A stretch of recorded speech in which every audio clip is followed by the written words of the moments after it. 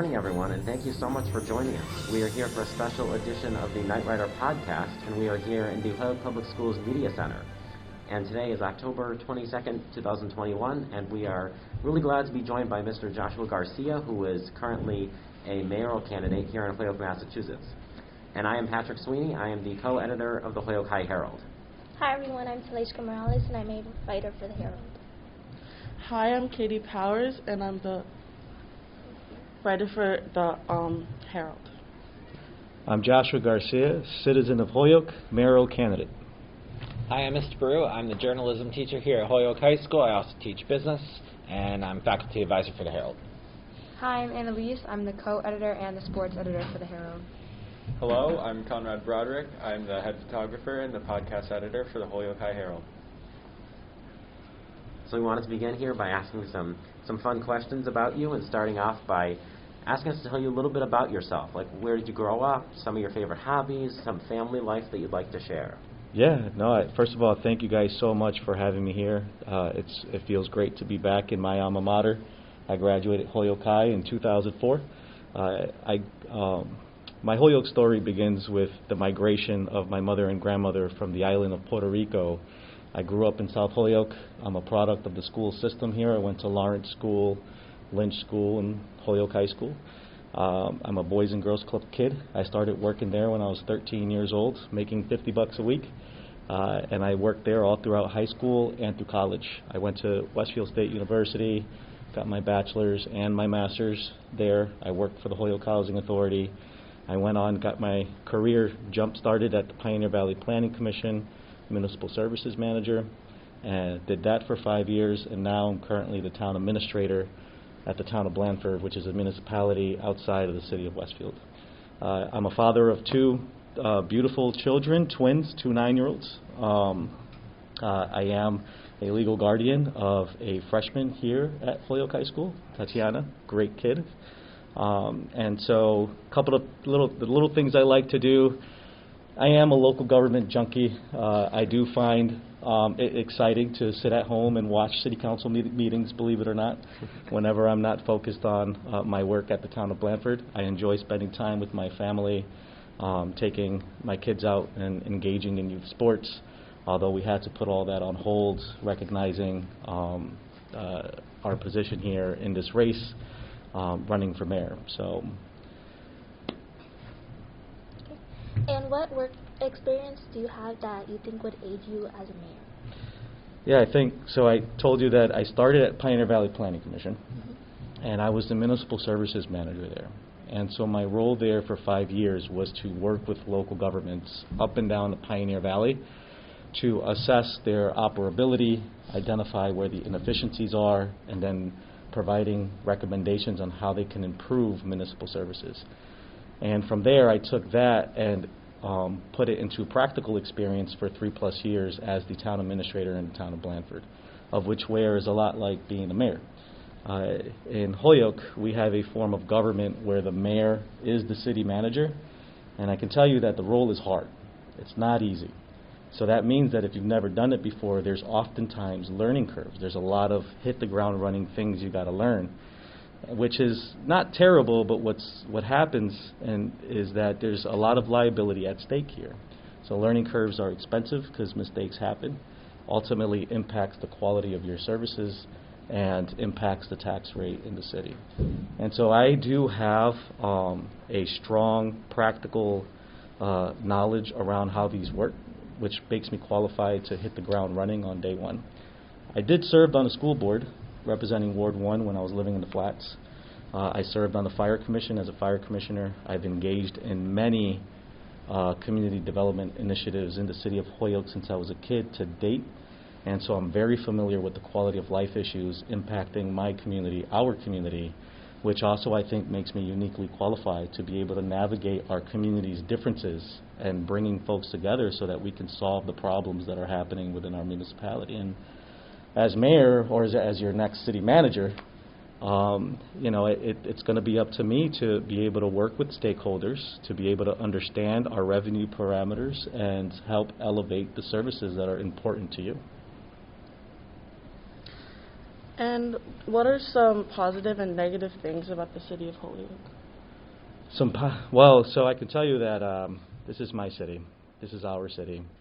And I can tell you there's a lot of positive. I think the one major positive, when you look back at where we were in the 80s and in the 90s and even in the early 2000s, we are certainly in a very different place today, and I think that me sitting up here is proof to that somebody like me can potentially be the next mayor in the city of Holyoke. I think that in itself says a lot about the progress that we've achieved here in Holyoke from where we were to where we are today.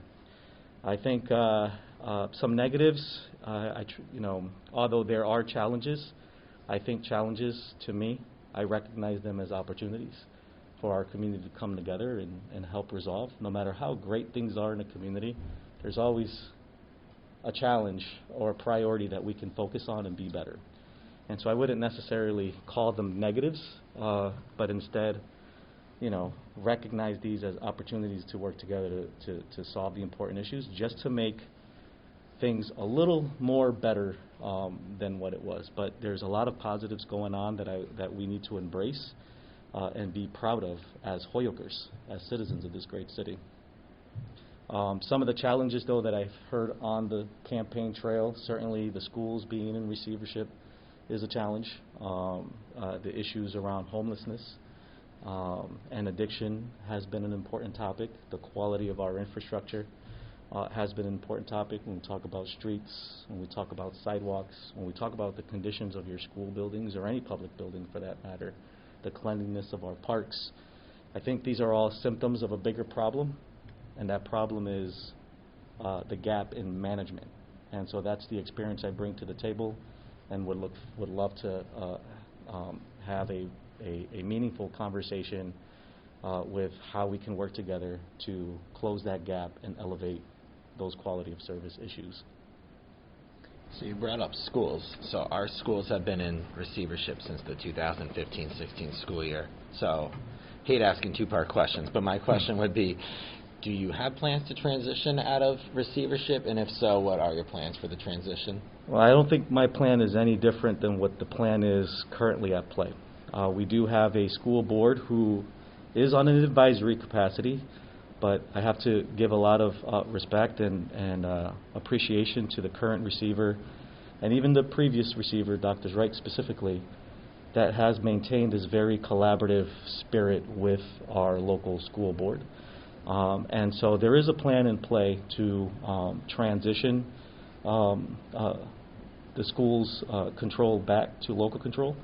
And so my role specifically, or what I want to do specifically, is to help communicate that a little bit more strongly, be a little bit more transparent with the community so that folks know that we are on the path to local control. I want the community to know what those benchmarks are between now and the next 4 years. Between now and the next 4 years, every year, what are those benchmarks, and how do we measure that so that we know that we're on track back to local control? And so just as a manager, when you're, in my profession specifically, we're the accountability office. We don't just sit around and pay bills. We have to proactively look at things and make sure that we're being creative and strategic as possible to be sure that we're doing what's best interest for the residents of the community. And so I do think that the best interest of our community is to have locally controlled schools. But we just can't go in there and say, thank you, but no thank you, we'll take this back, have a nice day. Correct, yeah. But instead, be straightforward and strategic on that transition between now and the next 3, 4, hopefully sooner, that transition back to local control. Sounds like a good plan. Yeah. Absolutely, I agree with you. Yeah, thank you.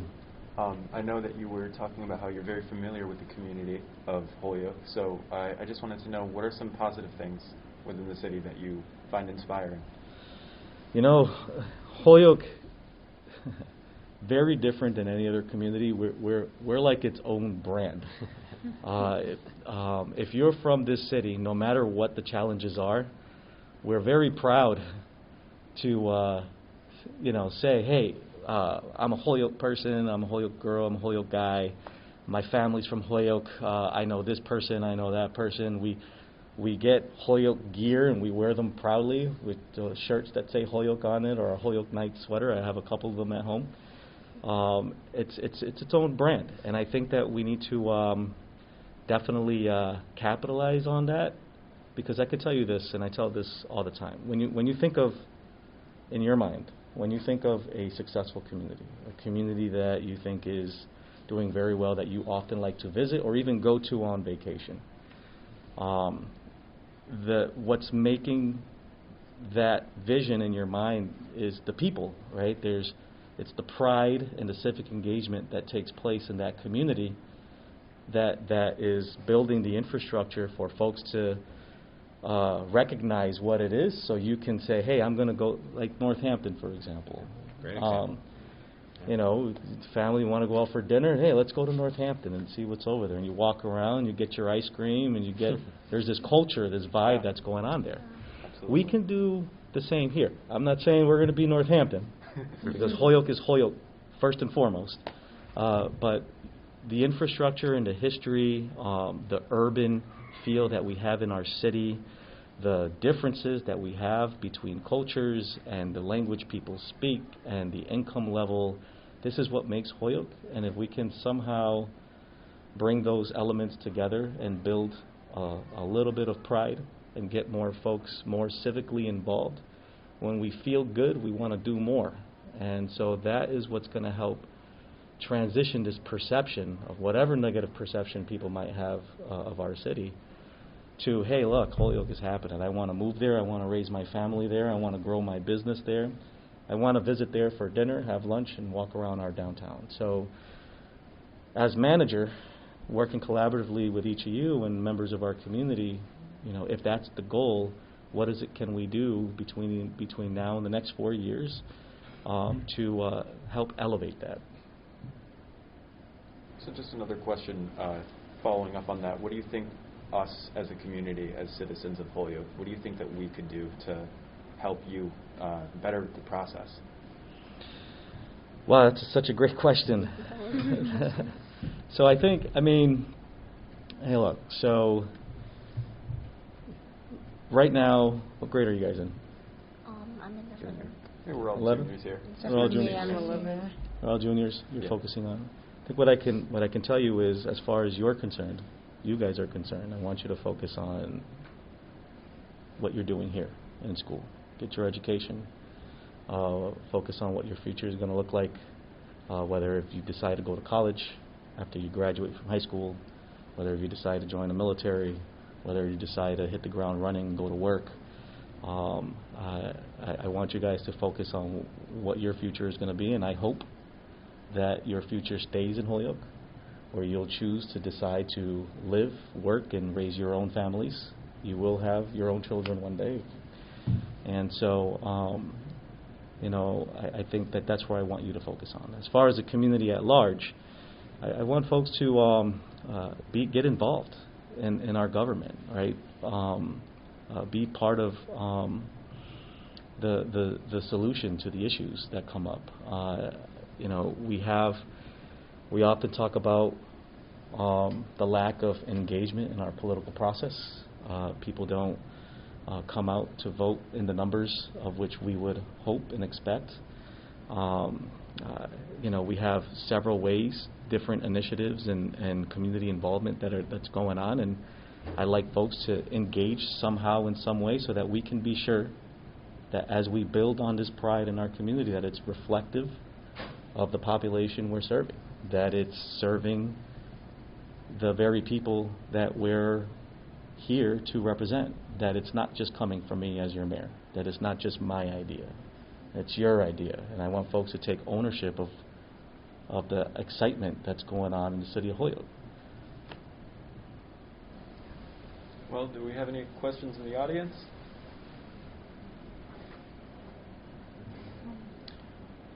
A very quiet audience. Oh, Sam. Sam, Yes. Sorry, I was supposed to be up there. What's your favorite breakfast or lunch place in Holyoke? My favorite breakfast place, well, when I'm on the run, I just grab my regular black coffee from Dunkin' Donuts and I just and I go. But today, before coming here, I had breakfast at Rusty's, and I go back and forth between Mrs. Mitchell's and Rusty's. Really good breakfast locations. If you haven't tried it yet, I definitely recommend it. My favorite lunch place, I have several. I often go to Fiesta Cafe on Main Street for lunch. Very good local establishment. What I like when I'm there is just, it always reminds me of what Main Street can be. I always credit the business owner of Fiesta Cafe. His name is Juan Montano, if anybody doesn't know him or not. And the level of investment that he's done on that establishment on Main Street in downtown Holyoke is inspiring. It really provokes your thought on what can actually happen in our downtown, specifically on Main Street, the city of Holyoke.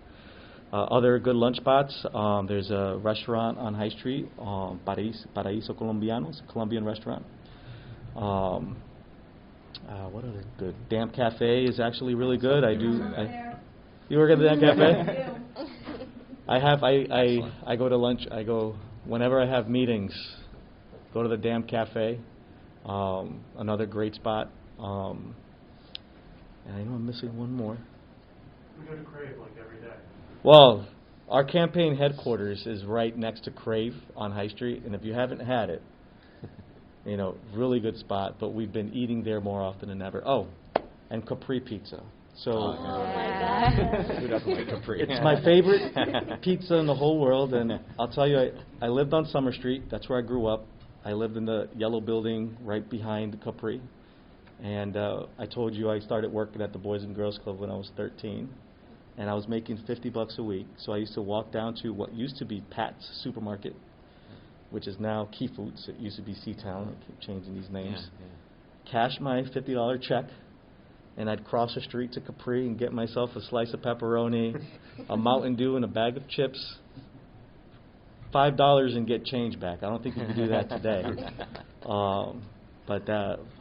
Capri Pizza, the Santiniello family that owned the place, have known me since I was a little boy. Great supporters, great people, and if you've never been there, definitely recommend going there too. And what is your favorite part about being a Holyoker? My favorite part about being a Holyoker, this is a funny story.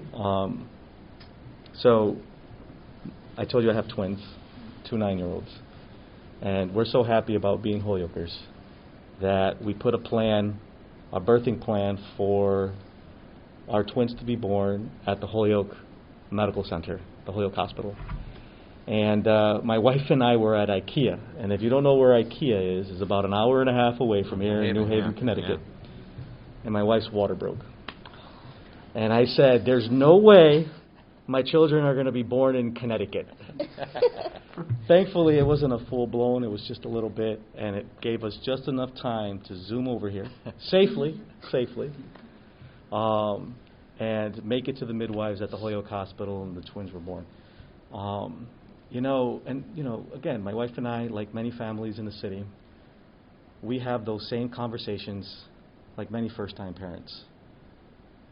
What schools do we want our kids to go to? Do we want them to go to our Holyoke public schools? Do we want to, out of district, go to another town? Do we want to put them in private school? And I got to say, thankfully, my wife and I has been very fortunate enough to have that level of flexibility.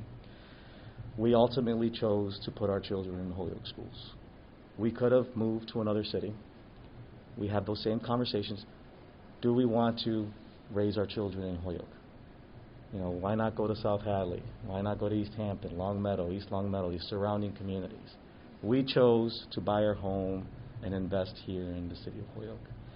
And ultimately, the conclusion of that, when you ask the question about what's my favorite thing about Holyoke, it's so hard to describe because it's just, I think it's all of it.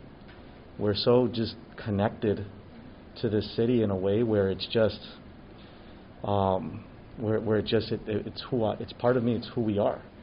And Certainly there's a lot of things to be proud of. There's the culture, the community differences that we have in every corner, from West Holyoke to South Holyoke.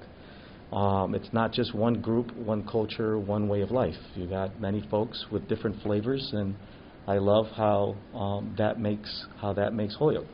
I love how the Irish community celebrates every year St. Patrick's Day, that tradition. And that's a tradition we need to embrace and continue. I love how every year the Puerto Rican community comes out and celebrates. I love how the city of Holyoke does flag raisings and raises every flag, whether if it's the Pride flag, the Puerto Rican flag, the Dominican flag, the Irish flag, the Polish flag. We need to, that level of pride is important to me, knowing who I am and where I'm from and what my background is. The city of Holyoke represents my Holyoke story, just like each of you, I'm sure your family has their own Holyoke story, and I can relate to that. And so I love everything about that, and it's every reason why we decided to invest and stay here in our city. Nice. Yeah, I was wondering if you had any specific plans, like to revitalize some of the downtown district that has like a lot of empty storefronts and things like that, to get tourism kind of back to Holyoke like it once was. Yeah, so in a lot of ways it's already happening. During the pandemic, when restaurants everywhere in other municipalities were closing, the city of Holyoke was the only city that actually had 6 new restaurants open in our downtown. Was it 6 or 7? Maybe 6 new restaurants. We're seeing a lot of new industry and new interests coming into our downtown. When you talk about investment in our downtown, that's where we're lacking. The city puts a lot of pressure on people and business owners to invest here. But when I speak with folks, they feel like the city's not investing in them. And so business owners rely, as they pay taxes, on us to keep the streets clean, to make sure downtown is safe, and to make sure that our infrastructure is welcoming, it's inviting, that we have enough green spaces to help with the aesthetics and the pride that's happening downtown. And we haven't seen any of that such a long time. I think the most recent investment probably is what's happening on Ray Street. And I think we need to just continue to expand on that, continue to invest. And it's hard to do that when we have the management that we have in our local government right now, and that's where my campaign has been focused on, is to do the internal reorganizing necessary so that we can leverage the resources available to you, to the citizens, so that we can do the appropriate investments in our downtown to contribute to the greater economic development strategy, what we often call the ecosystem, the economic development strategy to grow the city of Holyoke. So when you ask me what my plan is, my plan is to focus at City Hall, so that as we're navigating the issues, that government is not becoming a barrier to people's success and growing in our city. We often hear about how hard it is to open up a business. And it is, although possible, we're not making it easy enough. And so I think if we can just find those efficiencies and reorganize, we might see a lot more growth, more to the extent than what we're seeing now. So I don't want folks to feel like there's nothing happening. There's a lot of exciting things happening in our downtown that maybe folks are not just too familiar with, and I hope to be able to communicate better and be more transparent with our community to know what the strategy is in our downtown, and what our strategy is to actually invest in our downtown, to upgrade our infrastructure, to support this this growth that we're seeing in our city.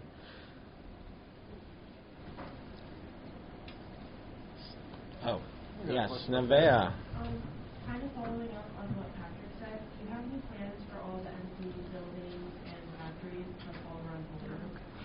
Yep. So the plan is to continue the existing plan. I think we've had a pretty successful track record. A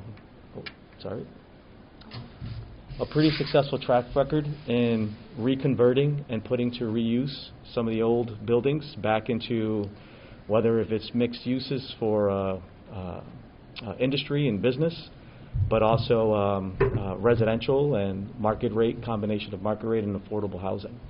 I think the most recent example is the Alpaca Mill building. I think you guys are familiar, right next to the police station. There's this really long, there was a local and state partnership to leverage resources, $40 million, John, more or less, to redevelop this empty, blighted building that's been empty for a very long time into an 88-unit development. And so what's great about that, it's going to increase density in our downtown. It's going to be affordable housing, and we're putting back to use these old buildings.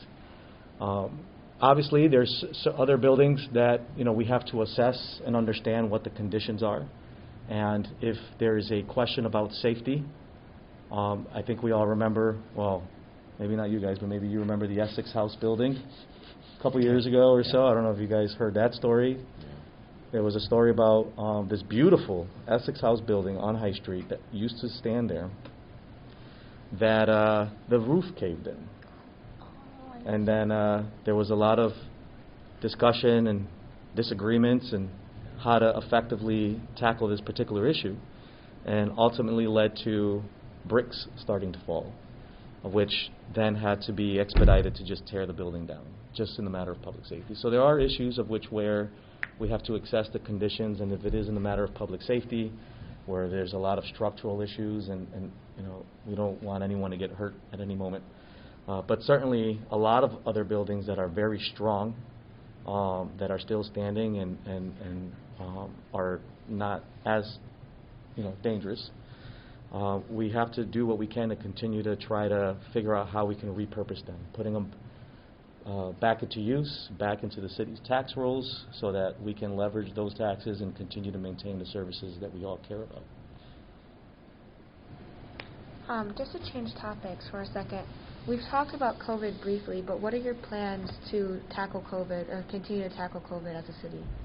Yeah, I mean, I think it's no different than a lot of the practices we have already been seeing in place, right? Like continue to be safe. We wear our masks, wash our hands, get vaccinated. I know there's a group of folks that don't feel that vaccination is the direction they want to go. I try to encourage it anytime I can. It's a very important situation of where we want to keep our community and other people safe. But nevertheless, we're going to continue to implement the strategies in the attempt to be sure that the safety of the public is secured. So your question was, what are we going to do about COVID and what else? Just like how to handle it in the city. So there's that. That's the one thing. The other component here is the impact COVID has had on businesses as well as people and families. Although quarantining was very important, and the measures that were put in place is very important, I often worried about the impact it was contributing to families of lower income, families with mental health issues, families that may have are struggling with addiction, because the one very important element for humans, which is human connection, talking, speaking, hugging, laughing, those are things that are very important for our way of life, just as humans. And it's the one thing we were telling people not to do. Stay home, don't connect, don't. So that brings a whole new set of struggles. We're in a struggling district with the school districts, being in local control, and we got, populations that are very vulnerable that come to the school district, and that might have issues with access to internet, for example, or to keep up with the changes to this whole new norm, this new way of life that we had to quickly adopt. I did sit home, often worried about, we're doing this, but now we're creating this other issue here, and it's going to be much harder for. So as managers, as a mayor, we have to look at that and be sure we're doing what we can to close those gaps, to make sure that our businesses who are impacted, that they have the support of the local government for rapid recovery, that they're able to get back on their feet, come back better, stronger, and contribute to the greater fabric of our economy. and that we do what we can to continue to do wraparound services for our families that might have been impacted during that time, so that we're meeting their needs in a way that allows them and their children to succeed in the city of Holyoke and to continue to on with their plans, whatever their future plans were. So it's a very unfortunate reality that we were introduced to, and we're just going to have to work a little harder in how we navigate these so that we're supporting our community and so that we're coming up, so we're lifting ourselves much better and much stronger than we were before. All right. Well, any more questions, you guys? Question on transportation infrastructure. Yep. So I have an aunt in New York City. I visit her like once a month, and I usually take the train to see her. And I know we have a rail line that goes through Holyoke. We have this beautiful station in Holyoke they built a couple years ago. But there's only like 3 trains a day in each direction. And there was talks about a commuter rail service between Springfield and Greenfield. Would you like to see that actually happen? No and would question. you like to see the Amtrak service expanded so Oh, people absolutely. can reach their families? And that's in a other regional cities? discussion. I remember when I was at Pioneer Valley Planning Commission, Yeah. my former boss, Tim Brennan, Yeah. who saved my life, by the way. Oh, He passed away, and it was it hit me hard. But that was his baby. He did a lot of work for that. Yeah. For bus transportation, we brought Pioneer Valley Bike Share. That was an important project that I was a part of, that I was happy to be a part of and bring to the region. Any way that we can meet all the transportation needs of folks to get people moving and connected and access to jobs is always a win. That's a regional initiative that I'm looking forward to join other representatives, both state and federal delegates, our partners at the Pioneer Valley Planning Commission, our partner municipalities in the Hampden and Hampshire County region, to continue to advocate for it, because that's what it is.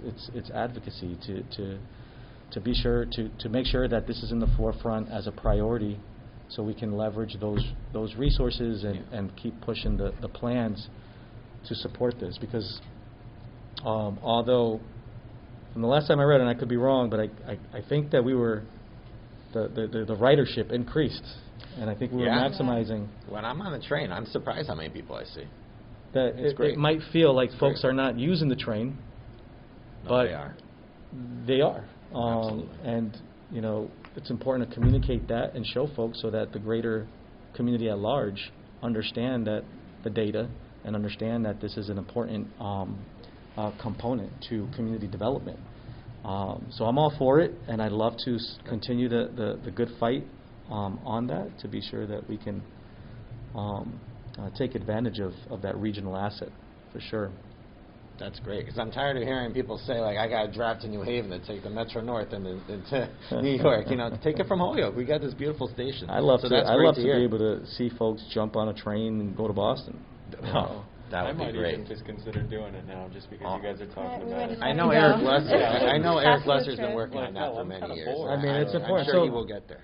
So can you imagine if it takes you an hour and a half to drive to Boston? And there's traffic. What would high-speed rail? What would it be like? Maybe an hour commute, maybe lower. 40. So if it takes you 45 minutes to jump on a train and get to Boston, then think of those job opportunities that might be out there that the folks in Western Massachusetts can gain access to. And even folks in Boston, the commuter rail system that they have out there, they have a system where employers, you can grab your laptop the minute you get on the train, your workday starts.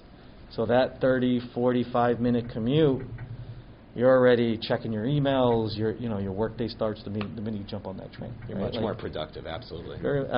Our work culture changed where folks are now being more creative on how they do business. So instead of the traditional being in the office, we're able to get work done at your local cafe. People are getting work done in their homes. So it's going to be a new way of life. A new way of life, because it was a way of life then, before there were cars and before, and then it kind of just, and now it's going to slowly make a comeback, and it's revitalized and renewed, and it's a lot better than what it used to be. And I definitely think that it's going to be the future of transportation within the next couple of years. When we first started planning bike share, when we first started having that discussion, what did we hear all the time? The bikes are going to get vandalized and they're going to get stolen. They're going to.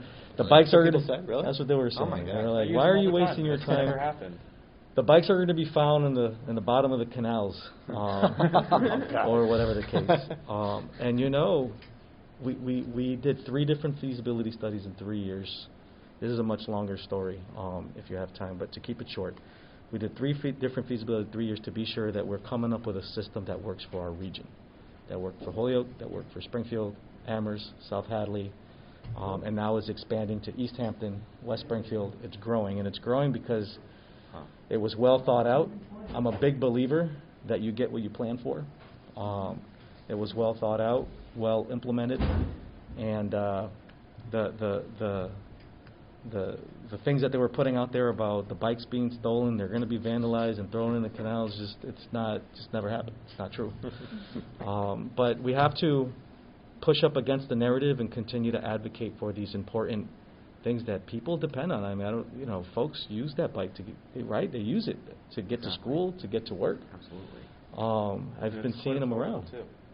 You can jump on a bike share from the flats and get to Springdale, or you can get to the Highlands, and vice versa. You can, if you have to go to Seatown or Key Foods now in South Holyoke, there's a bike share right outside of that grocery store. You can go from the Highlands. There's a basket. You can jump down there, and it's electric assist, so there's no effort really involved. It just glides you to your destination. And you have folks that say it's a waste of money, it's not going to work, but there are people in our community that need access to little things like that. Bikes, trains, buses. These are very important services to help meet transportation gaps for our population, even for our most vulnerable who might not even have access to a vehicle.